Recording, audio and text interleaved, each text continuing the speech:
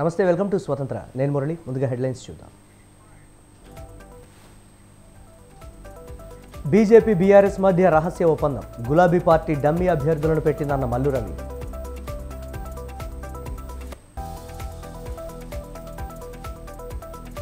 BJP 400 సీట్లు గెలుస్తుంది. తెలంగాణలో 15 స్థానాలు మావే అన్న డీకే అరుణ.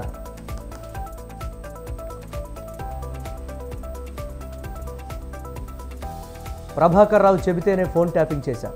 7 రోజుల పాటు ప్రణీత్ రావును విచారించిన పోలీసులు.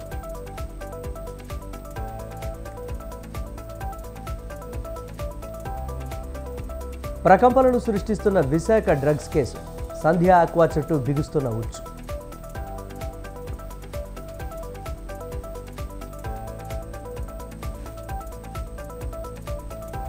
కేజ్రీవాల్ అరెస్టుకు నిరసనగా మెగా మార్చ్.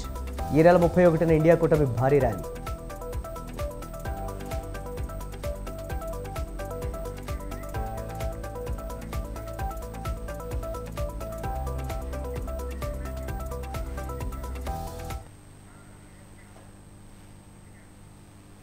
తుక్కుగూడ సభ వేదికగా సౌత్ ఇండియా క్యాంపెయిన్కు సిద్ధమవుతోంది కాంగ్రెస్. గ్యారంటీలను నమ్ముకుంటే దేశాన్నే ఏలేవచ్చన్న గ్యారంటీతో ఎన్నికల పోరుకు సై అంటోంది. అందుకే పాంచ్ న్యాయ్ పాచిక పని చేస్తోందన్న ధీమాలో ఉంది.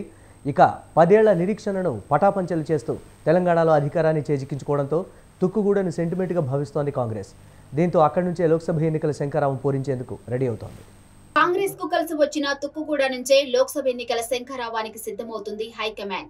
ఇటీవల జరిగిన అసెంబ్లీ ఎన్నికల్లో తుక్కుగూడ వేదిక ఆ పార్టీకి కలిసి రావడంతో 10 ఏళ్ల నిరీక్షణ తరువాత అధికార పగ్గాలు చేపట్టింది. దీంతో ఆ ప్రాంతాన్ని సెంటిమెంట్ గా భావిస్తున్న హస్తం పార్టీ ఇక్కడి నుంచే పార్లమెంట్ ఎన్నికల శంఖారావం పూరించనుంది. ఏప్రిల్ మొదటి వారంలో జరిగే భారీ బహిరంగ సభ వేదికగా లోక్సభ ఎన్నికల మేనిఫెస్టో తెలుగు వర్షన్ ను ఇక్కడే రిలీజ్ చేయనుంది. ఈ సభకు కాంగ్రెస్ అగ్రనేతలంతా క్యూ కట్టరానున్నారు. సోనియా, ప్రియాంక, రాహుల్ గాంధీ, ఏఐసీసీ అధ్యక్షుడు మల్లికార్జున ఖర్గేతో పాటు పలువురు ముఖ్య నేతలు హాజరు కానున్నారు.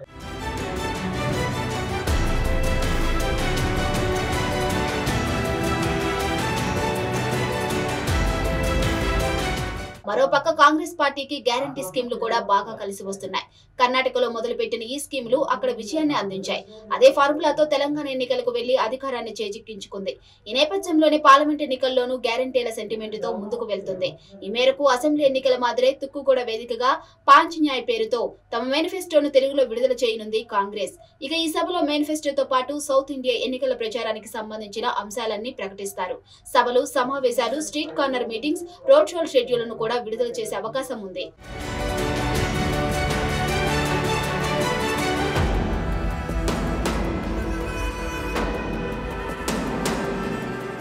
పార్లమెంట్ ఎన్నికల వేళ సభను గ్రాండ్ సక్సెస్ చేసేందుకు భారీగా జన సమీకరణపై ఫోకస్ పెట్టింది కాంగ్రెస్. ఈ మేరకు 10 లక్షల మందితో సభను నిర్వహిస్తుంది. ప్రతి జిల్లా నుంచి 25,000 మందికి తగ్గకుండా జనాన్ని తరలించాలని స్థానిక నేతలకు ఆదేశాలు కూడా వెళ్లాయి. ఈ బాధ్యతలను స్థానిక ఎమ్మెల్యేలు, ఎంపీ అభ్యర్థులకు అప్పగించారు రాష్ట్ర నాయకత్వం. ఇప్పటికే సభ ఏర్పాట్లు, జన సమీకరణ, మెయింటెనెన్స్ తదితర కార్యక్రమాల కోసం కోఆర్డినేటెడ్ టీములను కూడా ఏర్పాటు చేసింది. ఈ 2-3 రోజుల్లోనే వీరితో గాంధీ భవన్ లో సమీక్ష నిర్వహించి సభ ఏర్పాట్లపై చర్చించనుంది.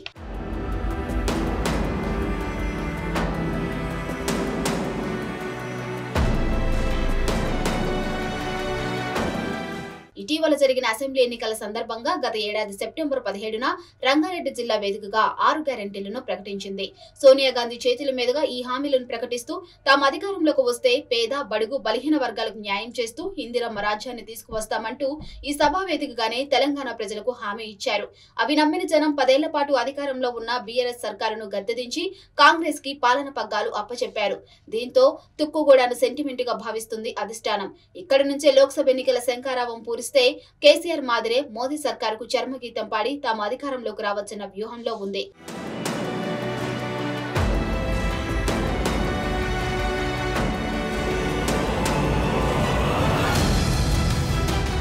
మరి హస్తం నేతలు ఆశిస్తున్నట్టు తుక్కుగూడ సెంటిమెంట్ వర్కౌట్ అవుతుందా? పాంచ్ న్యాయ్ మేనిఫెస్టో మోదీ సర్కారును కూలుస్తుందా? గ్యారంటీలను దేశ ప్రజలు నమ్ముతారా అన్నది తెలియాలంటే మాత్రం పార్లమెంట్ ఎన్నికల ఫలితాల వరకు వేచి చూడాల్సిందే.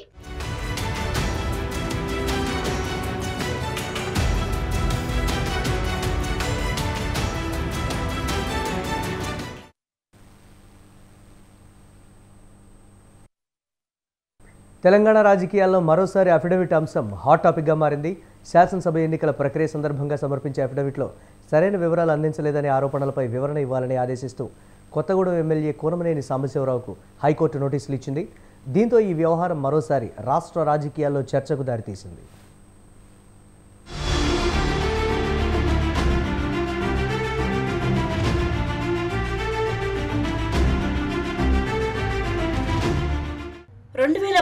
జరిగిన తెలంగాణ అసెంబ్లీ ఎన్నికల్లో కొత్తగూడెం స్థానం నుంచి బీఆర్ఎస్ అభ్యర్థిగా జలగం వెంకట్రావు, కాంగ్రెస్ అభ్యర్థిగా వనమా వెంకటేశ్వరరావు బరిలో దిగగా జలగంపై వనమా గెలుపొందారు. అయితే నామినేషన్ సందర్భంగా వనమా సరైన వివరాలు సమర్పించలేదంటూ జలగం వెంకట్రావు హైకోర్టును ఆశ్రయించారు.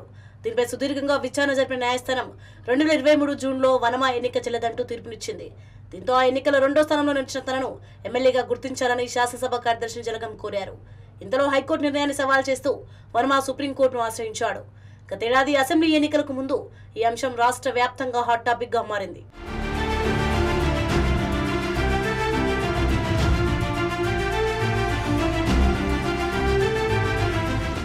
జలగం వర్సెస్ వనమా కేసు రాష్ట్ర వ్యాప్తంగా సంచలనం సృష్టించడంతో ఈసారి జరిగిన ఎన్నికల్లో నామినేషన్ల అంశంపై అన్ని పార్టీల ప్రత్యేక దృష్టి సారించాయి. బీఆర్ఎస్ తమ రాష్ట్ర కార్యాలయంలో నామినేషన్ పత్రాల కోసం ప్రత్యేక శిబిరం ఏర్పాటు చేసిందంటే ఏ మేర ఫోకస్ పెట్టిందో అర్థమైపోతుంది. మరోపక్క కొత్తగూడెంలో నామినేషన్ల దరఖాస్తు పరిశీలన హాట్ గా సాగింది. ఈ స్థానం నుంచి మొత్తం 36 నామినేషన్లు దాఖలయ్యాయి. ఇందులో దరఖాస్తు పరిశీలన హాట్ గా సాగింది.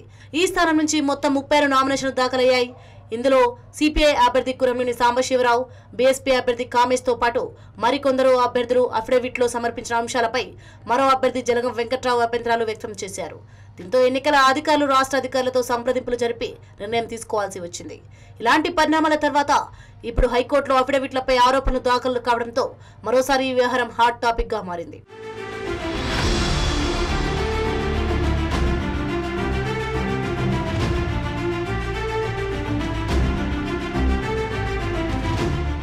వనమా వర్సెస్ జలగం వివాదం సుప్రీంకోర్టులో ఉండగానే గతేడాది నవంబర్ 30న తెలంగాణ అసెంబ్లీకి మూడోసారి ఎన్నికలు జరిగాయి.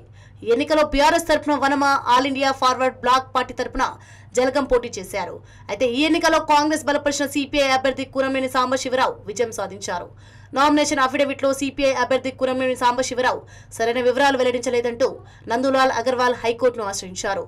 కూనమనేనితో పాటు కాంగ్రెస్ ఎమ్మెల్యేలు ఎన్ఎం శ్రీనివాస్ రెడ్డి, గవిగొల్ల మల్సూదన్ రెడ్డి, బీఆర్ఎస్ ఎమ్మెల్యేలు కోవలక్ష్మి, మాగంటి గోపీనాథ్, ఎమ్మెల్యే దానం నాగేందర్ పై ఈ తరహా ఆరోపణలతో కోర్టులో పిటిషన్లు దాఖలయ్యాయి. దీనిపై స్పందించిన ఎమ్మెల్యే కూనమనేనితో పాటు మిగిలిన 5గురికి నోటీసులు జారీ చేసింది. దీంతో ఈ వ్యవహారం రాష్ట్ర రాజకీయ వర్గాల్లో హాట్ టాపిక్ గా మారింది.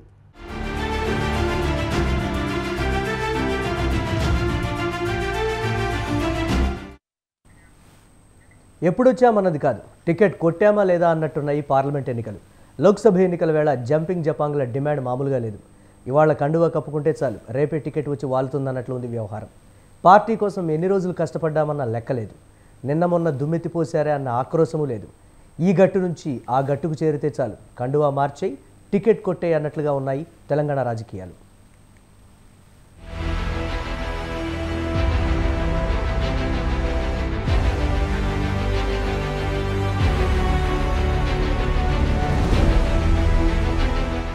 రాజకీయాల్లో శాశ్వత శత్రువులు ఉండరన్న మాట పొలిటికల్ వర్గాల్లో తరచు వినిపించే మాటే. పార్లమెంట్ ఎన్నికల వేళ తెలంగాణ రాజకీయాలు చూస్తుంటే అది నిజమేనంటూ ఏమాత్రం డౌట్ లేకుండా ఒప్పుకోవాల్సిందే. నిన్నటి వరకు నువ్వంటూ దుమ్మెత్తి పోసుకున్న నేతలే కండువా మారగానే మనం ఒకటే అన్నట్టు వ్యవహరిస్తూ ఊసరవెల్లి కంటే వేగంగా రంగులు మారుస్తుంటే ఇది చూస్తున్న ప్రజానికమంతా ముక్కున వేలేసుకుంటున్నారు. అంతటితో ఆగకుండా ఇన్నాళ్లు పార్టీని నమ్ముకొని జెండాను భుజాన మోసిన బలగా కాదని వలస నేతలను అందలం ఎక్కిస్తుంటే కక్కలేక మింగలేక మల్ల గుల్లాలు పడుతున్నారు సొంత గూటి నాయకులే.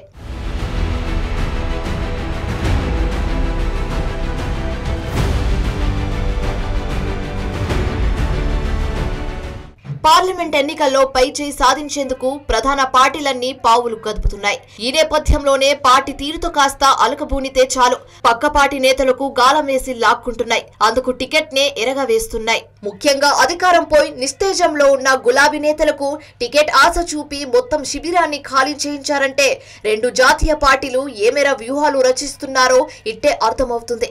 అంతేకాదు వలస నేతలకే అధిక ప్రాధాన్యత ఇస్తూ ఎన్నికల బరిలో వారికి అవకాశం కల్పిస్తున్నారు. చేస్తున్నారు. ఇప్పటి వరకు పార్టీ కోసం పనిచేసిన నాయకులను సైతం పక్కన పెట్టేసి ఓవర్ నైట్ పార్టీ మారే నేతలకు ప్రయారిటీ ఇస్తున్నారు. ఇందులో భాగంగానే చేవెళ్ల నుంచి రంజిత్ రెడ్డి, మల్కాజ్గిరి నుంచి పట్నం సునీత మహేందర్ రెడ్డి, సికింద్రాబాద్ నుంచి దానం నాగేందర్లకు టికెట్లు కట్టబెట్టింది కాంగ్రెస్ హైకమాండ్. అలాగే అసెంబ్లీ ఎన్నికలకు ముందు బీజేపీని వీడి కాంగ్రెస్ లో చేరిన వివేక్ వెంకటస్వామి కుమారుడు వంశీకృష్ణకు పెద్దపల్లి టికెట్ కేటాయించింది.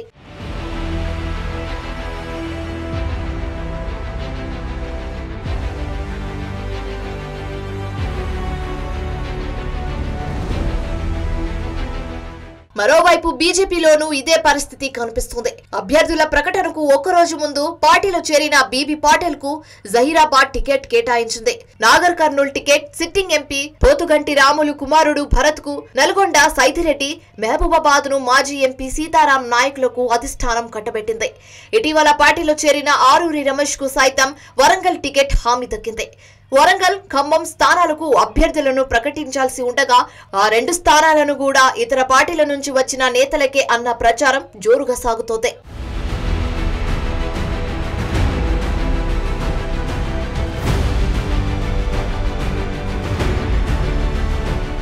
ఇప్పటి వరకు కాంగ్రెస్ 9 స్థానాలకు అభ్యర్థులను ప్రకటించగా అందులో 4 వలస నేతలే. బీజేపీ 15 స్థానాలకు అభ్యర్థులను ఖరారు చేస్తే అందులో ఇటీవలే పార్టీలో చేరిన 4కి టికెట్ కేటాయించింది. ఇక కాంగ్రెస్ ప్రకటించిన 8 స్థానాల్లో ఇంకా ఎంతమంది ఇతర పార్టీల వారు ఉంటారో అన్న అసంతృప్తి ఆ పార్టీ నేతల్లో ఇప్పటికే వినిపిస్తోంది. గడ్డుకాల పరిస్థితిలోనూ మొదటి నుంచి పార్టీని నమ్ముకొని ఆ పార్టీ జెండాని వదలకుండా భుజాలపై మోసిన తమను కాదని జంపింగ్ జపాంగ్లకే అధిక ప్రాముఖ్యతనిస్తూ అటు హస్తం శ్రేణులు, ఇటు కమలనాథులు జీర్ణించలేకపోతున్నారట. 10 ఏళ్ల పాటు తమను ఇబ్బందులను గురి చేసిన వారే సొంత పార్టీ ఎంపీ అభ్యర్థులు కావడంతో అధిష్టానం ముందు కక్కలేక మింగలేక మల్ల గుల్లాలు పడుతున్నట్టు తెలుస్తోంది.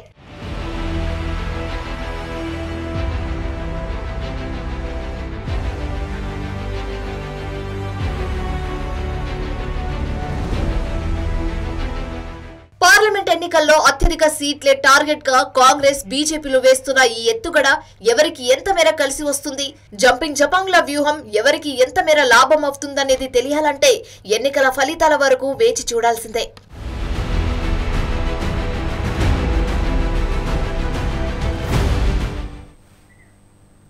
రాహుల్ గాంధీని ప్రధాని చేయడమే లక్ష్యంగా కాంగ్రెస్ నాయకులు, శ్రేణులు కృషి చేయాలని ఉమ్మడి ఆదిలాబాద్ జిల్లా ఇన్ఛార్జి మంత్రి సీతక్క అన్నారు. నిర్మల్ జిల్లా భైంసాలో జరిగిన కాంగ్రెస్ పార్టీ విస్తృత స్థాయి సమావేశంలో ఆమె ముఖ్య అతిథిగా మాట్లాడారు. ప్రజలు అనుభవిస్తున్న హక్కులన్నీ అప్పటి కాంగ్రెస్ ప్రభుత్వం ఇచ్చినవే అని సీతక్క చెప్పారు. 10 ఏళ్లలో ఏం చేశారో చెప్పలేని బీజేపీ సర్కార్ కార్పొరేట్ కంపెనీలను కాపాడుతోందని విమర్శించారు. కోనేరు కోనప్ప గారు మరి పార్టీలో జాయిన్ అయితే అక్కడ పెద్ద బహిరంగ సభ కూడా ఏర్పాటు చేసుకున్నాం. మరి నిన్న మనము ఖానాపూర్, నిర్మల్లో 2 నియోజకవర్గాల్లో విస్తృత స్థాయి సమావేశాలు ఏర్పాటు చేసుకొని పెద్ద ఎత్తున ఇతర పార్టీల నుంచి కూడా వచ్చేటువంటి మంచి వ్యక్తులను తీసుకోవడం జరిగింది. అదే కాకుండా ఈరోజు మరి మూదోల్ నియోజకవర్గంలో మరి నారాయణ పటేల్ గారి అధ్యక్షతన పెద్దలు మాజీ ఎమ్మెల్యే విఠల్ రెడ్డి గారు, మరి వారితో పాటు అనేక మంది సర్పంచులు, వైస్ చైర్మన్లు, మున్సిపల్ కార్పొరేషన్ కౌన్సిలర్స్, ఎంపీపీ, జెడ్పీటీసీలు కూడా కాంగ్రెస్ లో చేరడం జరిగింది. ఇవన్నీ కూడా రేపు రాబోయేటువంటి పార్లమెంట్ ఎన్నికలలో కాంగ్రెస్ పార్టీ అభ్యర్థిని గెలిపించి దేశంలో మరి సెంట్రల్లో కాంగ్రెస్ ప్రభుత్వం రావడం కోసం మరి ప్రజల కోసం నిత్యం పాటుపడుతున్నటువంటి మా నాయకుడు, మా అభిమాన నేత రాహుల్. సుప్రీంకోర్టు రంగంలోకి దిగడంతో ఎలక్టోరల్ బాండ్ల బండారం బద్దలైంది. ఎలక్టోరల్ బాండ్లలో ప్రయోజనం పొందిన రాజకీయ పార్టీల వివరాలు వెల్లడి కావడంతో సంచలనం కలిగించింది. అవినీతికి వ్యతిరేకంగా బడా ప్రవచనాలు చెప్పే పెద్దలందరూ బాండ్లు కొని చేతులకు మట్టి అంటించుకున్నవారే. కాషాయం పార్టీతో సహా అన్ని పార్టీలు బాండ్ల కొనుగోలు చేసి ఆయన కాడికి దండుకున్నాయి. 100 కోట్లు సొమ్ము చేసుకున్నాయి. 5 ఏళ్లలో దాదాపు 22,217 ఎలక్టోరల్ బాండ్లను పార్టీలు సొమ్ము చేసుకున్నాయి. సింహభాగం బీజేపీ దేవి కావడం విశేషం.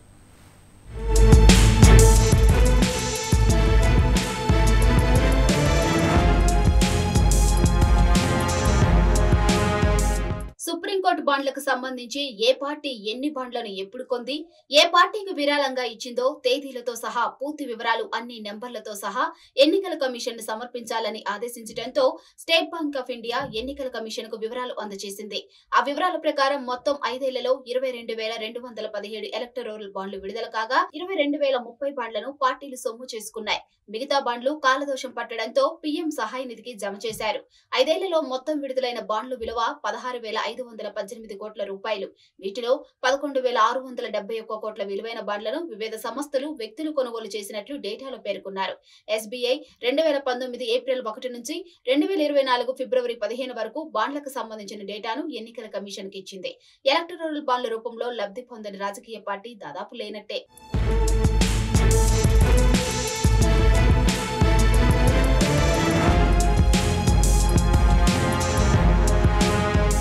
ఎలక్టోరల్ బాండ్ల రూపంలో అత్యధికంగా నిధులు అందుకున్న రాజకీయ పార్టీలో బీజేపీదే అగ్రస్థానం. భారతీయ జనతా పార్టీ 8,633 బాండ్ల రూపంలో 6,986 కోట్ల 50 లక్షల రూపాయల నిధులు పొందింది. తరువాత స్థానంలో మమతా బెనర్జీకి చెందిన తృణమూల్ కాంగ్రెస్ ఉంది. తృణమూల్ 1,397 కోట్ల రూపాయలను బాండ్ల రూపంలో పొందింది. కాంగ్రెస్ 3,146 బాండ్ల రూపంలో 1,334 కోట్ల 35 లక్షల రూపాయలు సేకరించింది. ఈ విషయంలో తెలంగాణ కూడా ఏం వెనక్కి తగ్గలేదు. బీఆర్ఎస్ పార్టీ బాండ్ రూపంలో 1,322 కోట్ల రూపాయలు సేకరించింది. బీజేడీ 944 కోట్ల 50 లక్షల రూపాయలు, డీఎంకే 656 కోట్ల 50 లక్షల రూపాయలు, సమాజ్వాదీ పార్టీ 14 కోట్ల 5 లక్షల విలువైన బాండ్లు పొందాయి.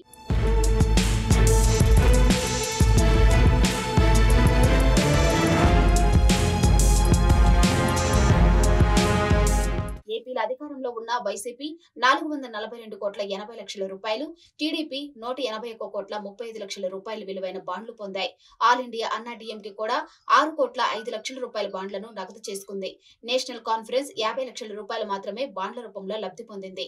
శివసేన 159 కోట్లు, ఆర్జేడీ 72 కోట్ల రూపాయలు, పవన్ కళ్యాణ్ కు చెందిన జనసేన కూడా 21 కోట్ల రూపాయల మేరకు నిధులు అందుకుంది.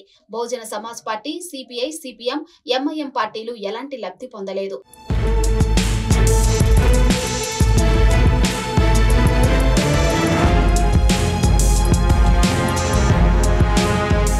ఎలక్టోరల్ బాండ్లు కొనుగోలు చేసిన బడా కార్పొరేట్ కంపెనీల వివరాలు ఇంకా గోప్యంగానే ఉన్నాయి. ఫ్యూచర్ గేమింగ్ అండ్ హోటల్ సంస్థ 1,369 కోట్ల రూపాయల మేరకు బాండ్లు కొనుగోలు చేస్తే ఒక్క నెలలోనే షిర్డీ సాయి ఎలక్ట్రికల్స్ 40 కోట్ల రూపాయల మేరకు బాండ్లు సేకరించింది. ఇక క్విక్ సప్లై చైన్ 410 కోట్ల రూపాయల విలువైన బాండ్లు, వేదాంత సంస్థ 400 కోట్ల రూపాయల విలువైన బాండ్లు కొనుగోలు చేశాయి.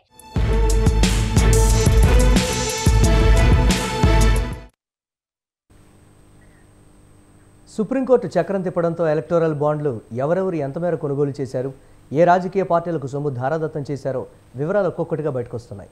15 కార్పొరేట్ సంస్థలకు చెందిన ప్రముఖులు 2 కోట్ల రూపాయల నుంచి 35 కోట్ల రూపాయల విలువైన ఎలక్టోరల్ బాండ్లు కొనుగోలు చేసి భారతీయ జనతా పార్టీకి ధారాదత్తం చేశారు. రాజకీయ పార్టీలకు నిధులు సమకూర్చిన సంస్థలు ఇవే.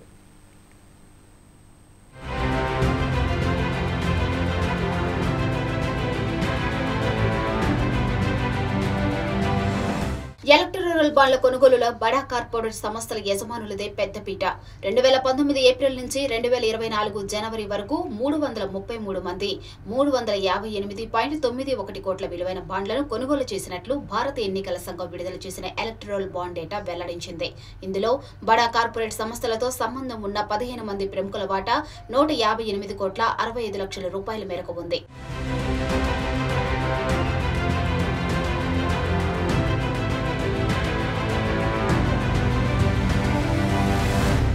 లక్ష్మీ నివాస్ మిట్టల్ 35 కోట్ల రూపాయలు, ప్రపంచంలోని అతిపెద్ద ఉక్కు తయారీ సంస్థ ఆర్సిలర్ మిట్టల్ సీఈఓ లండన్ లో ఉంటారు. ఈ సంస్థ ఆస్తులే 1,670 కోట్ల రూపాయలు. లోక్సభ ఎన్నికల సందర్భంగా 2019 ఏప్రిల్ 18న మిట్టల్ ఈ బాండ్లను కొనుగోలు చేశారు. లక్ష్మీదాస్ వల్లభదాస్ మర్చెంట్ 25 కోట్ల రూపాయలు. రిలయన్స్ ఇండస్ట్రీస్ లిమిటెడ్ లో చార్టర్డ్ అకౌంటెంట్ అయిన merchant Reliance life sciences private limited, Reliance info solutions private limited, Reliance global management services limited, Reliance media transmission private limited తో సహా అనేక ఇతర కంపెనీలతో డైరెక్టర్. ఆయన గతంలో రిలయన్స్ వెంచర్స్ లిమిటెడ్ డైరెక్టర్ గా కూడా పనిచేశారు.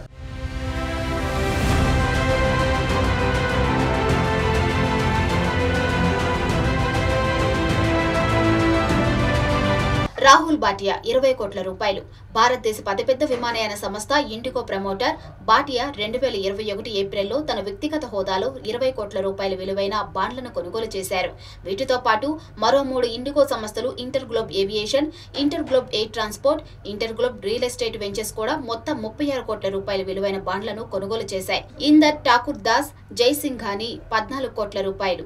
వ్యాపారవేత్త జైసింఘాని విద్యుత్ తీగలు, కేబుళ్ల ప్రధాన తయారీదారు సంస్థ Polycab group of companies chairman MD, PVS పైపుల తయారీకి ప్రసిద్ధి. 2023 ఏప్రిల్ అక్టోబర్ నెలలో 14 కోట్ల రూపాయల బాండ్లను కొనుగోలు చేశాడు. రాజేష్ మన్నాలాల్ అగర్వాల్ 13 కోట్ల రూపాయలు. Pharmaceutical company Ajanta pharma limited యజమాని సహ వ్యవస్థాపకుడు. 2022 జనవరి నుంచి 2023 అక్టోబర్ మధ్య అగర్వాల్ 13 కోట్ల రూపాయల బాండ్లను కొనుగోలు చేయగా ఆయన సంస్థ 4 కోట్ల విలువైన బాండ్లను కొనుగోలు చేసిన కార్పొరేట్ సంస్థగా వేరువేరుగా చూపించారు.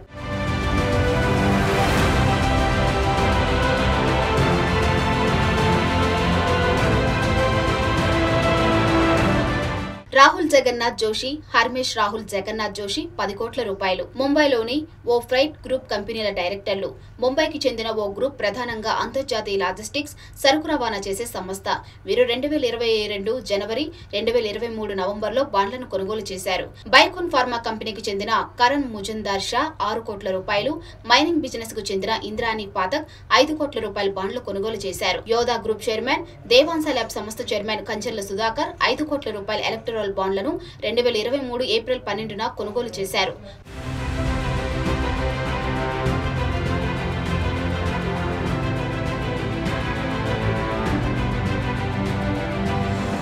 కోల్కతాకు చెందిన సిరాక్ ఇన్ఫా ప్రాజెక్ట్ డైరెక్టర్ అభిజిత్ మిశ్రా 4 కోట్ల 25 లక్షల రూపాయల విలువైన బాండ్లు కొనుగోలు చేశారు. బెంగాల్కు చెందిన జేఆర్ ఆగ్రో సంస్థ, జేఆర్డి రియాలిటీ సంస్థ డైరెక్టర్ సరోజిత్ కుమార్ డే 3.4 కోట్ల రూపాయల విలువైన బాండ్లు కొన్నారు. Srinath Sthapatya India limited director Prakash Balwant Mengane 3 కోట్ల విలువైన బాండ్లు, నిర్మల్ కుమార్ బద్వాల్ 2 కోట్ల రూపాయల బాండ్లను కొనుగోలు చేశారు.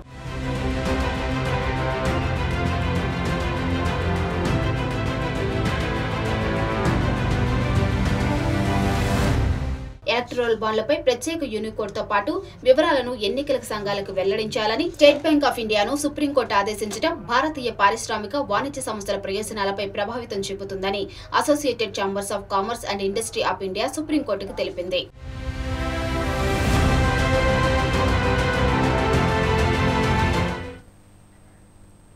కర్ణాటక సంగీత విద్వాంసుడు టిఎం కృష్ణకు సంగీత కళానిధి అవార్డు ప్రకటించడం వివాదాస్పదమైంది.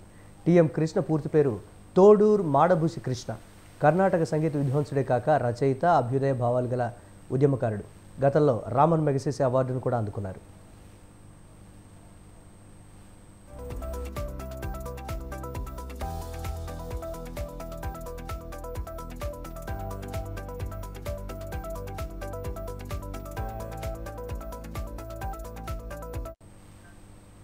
కర్ణాటక సంగీతం శతాబ్దాలుగా బ్రాహ్మణ కులాల ఆధిపత్యంలోనే సాగుతోంది.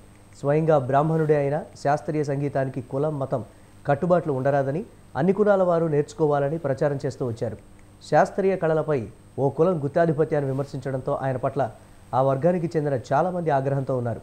ఈ నేపథ్యంలో మద్రాస్ మ్యూజిక్ అకాడమీ టిఎం కృష్ణకు సంగీత కళానిధి అవార్డు ప్రకటించడం వివాదాస్పదమైంది.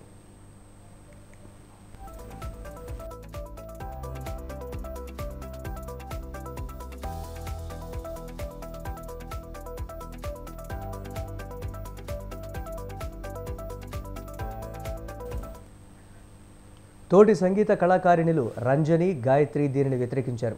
కృష్ణ తన ప్రయోగాలతో శాస్త్రీయ సంగీతాన్ని దెబ్బతీస్తున్నారని వారు ఆరోపించారు. 2025 జనవరి 1న టీఎంసీ కృష్ణకు మద్రాస్ సంగీత అకాడమీ సన్మాన కార్యక్రమాన్ని బహిష్కరిస్తున్నట్లు మార్చి 20న ఓ సంయుక్త ప్రకటన చేశారు. మరికొందరు కర్ణాటక సంగీత కళాకారులు ఇదే వైఖరి వ్యక్తం చేయడం వివాదాస్పదమైంది.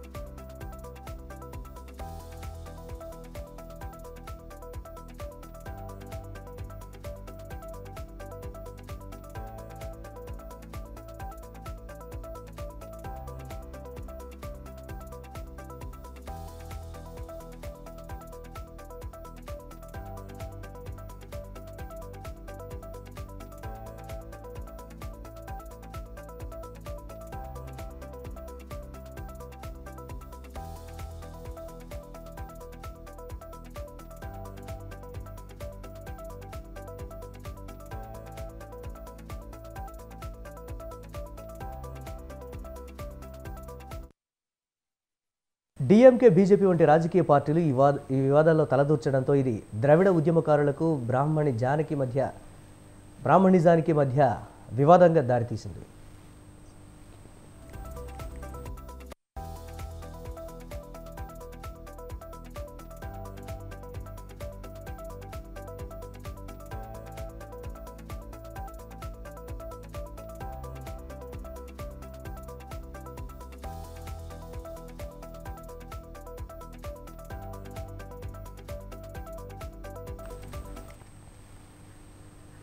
అభ్యుదయ భావజాలంతో సాగే ప్రముఖ కర్ణాటక సంగీత విద్వాంసుడు టిఎం కృష్ణను ఓ వర్గం ఆయనను టార్గెట్ చేస్తోందని తమిళనాడు ముఖ్యమంత్రి ఎంకే స్టాలిన్ అన్నారు. కృష్ణ నిరంతరం సామాన్య ప్రజల పక్షాన నిలుస్తూ ఉంటే ఓ వర్గం దురుద్దేశంతో ఆయనను టార్గెట్ చేయడం శోచనీయమని సీఎం సోషల్ మీడియాలో వ్యాఖ్యానించడం వివాదానికి మరింత ఆజ్యం పోసినట్లయింది.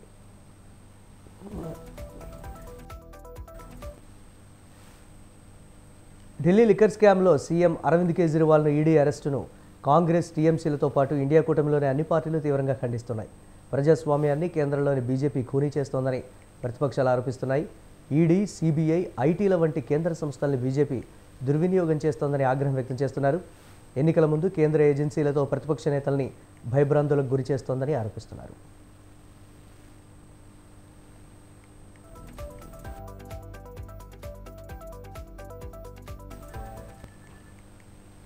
ఈ నేపథ్యంలో కేజ్రీవాల్ అరెస్టును నిరసిస్తూ మార్చి 31న ఢిల్లీలోని రామ్లీలా మైదాన్లో ఇండియా కూటమి భారీ ర్యాలీకి పిలుపునిచ్చింది. మార్చి 21న ఈడీ అరవింద్ కేజ్రీవాల్ను అరెస్టు చేయగా రౌజ్ అవెన్యూ కోర్టు అతనికి మార్చి 28 వరకు ఈడీ కస్టడీకి ఇచ్చింది. కూటమి మిత్రపక్షాలైన ఆప్, కాంగ్రెస్ ఈ విషయాన్ని ప్రకటించాయి. ప్రజాస్వామ్యం, దేశం ప్రమాదంలో ఉందని, దేశ ప్రయోజనాలను, ప్రజాస్వామ్యాన్ని కాపాడటానికి అన్ని ప్రతిపక్ష పార్టీలు మహార్యాలీని నిర్వహిస్తామని ప్రకటించాయి.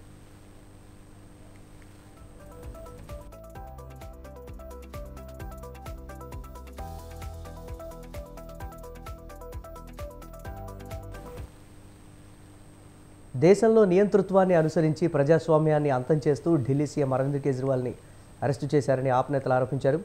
ప్రతి ప్రతిపక్ష నాయకుడిపై నకిలీ కేసులు పెట్టడానికి ప్రధాని మోదీ ఒక్కొక్కటిగా ఏజెన్సీలను దుర్వినియోగం చేస్తున్నారని ఆప్ నేత మండిపడ్డారు. మార్చి 3న దేశ ప్రజాస్వామ్యాన్ని కాపాడటానికి, కేంద్రానికి వ్యతిరేకంగా గొంతు వినిపించడానికి ర్యాలీ నిర్వహించనున్నట్లు ఢిల్లీ ఆప్ చీఫ్ అరవింద్ సింగ్ లవ్లీ అన్నారు.